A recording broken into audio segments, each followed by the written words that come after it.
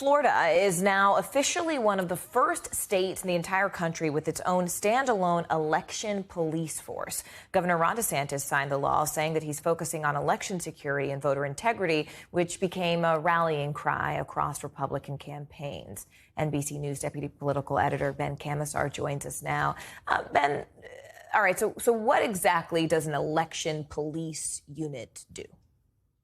Yeah, so Morgan, the centerpiece of this bill is that election police, if you will. It basically creates this new office that's charged specifically with looking into voter fraud and other election law violations. Obviously, those are already against the law, but this would be an agency that's specifically charged with looking at that. Symbolically, that's something that DeSantis can use politically to sort of satiate this Republican base that continues to be fed the lie that Donald Trump won the presidential election but lost it due to fraud. But, there are other parts of this bill worth noting, too, kind of under the surface. It straightens the prohibition on ballot harvesting, which is when you collect some other people's ballots and turn them in.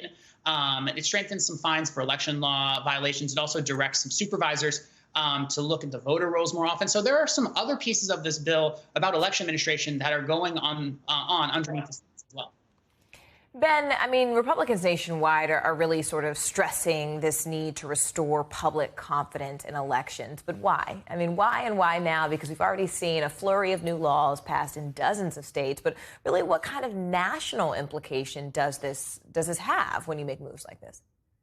Yeah, it's that sort of political piece I was talking about with DeSantis. The backdrop here is this GOP fervor in addressing something, election fraud, that we haven't actually seen on such a wide scale. But that hasn't stopped it from becoming the fundamental issue in a lot of these races. You look just to Florida's north, Georgia.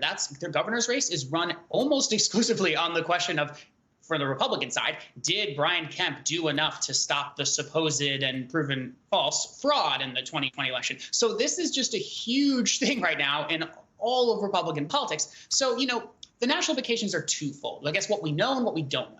What we know is that this Republican push about a rigged election will continue, and they're responding with new laws. They're not just responding with rhetoric, and that's going to keep the issue central. But I think the larger question is, what is this going to, in laws like these across the country, what's that going to actually have as far as an effect on elections themselves? Republicans will say this is going to uncover or stop future fraud, but we haven't seen any evidence of that widespread fraud yet. Democrats are concerned, Morgan, that the real issue here is going to be dissuading people from voting legally, having this sort of nationalized push against sort of voting laws may make it harder and more scary for individuals to legally cast their vote. Thanks for watching our YouTube channel. Follow today's top stories and breaking news by downloading the NBC News app.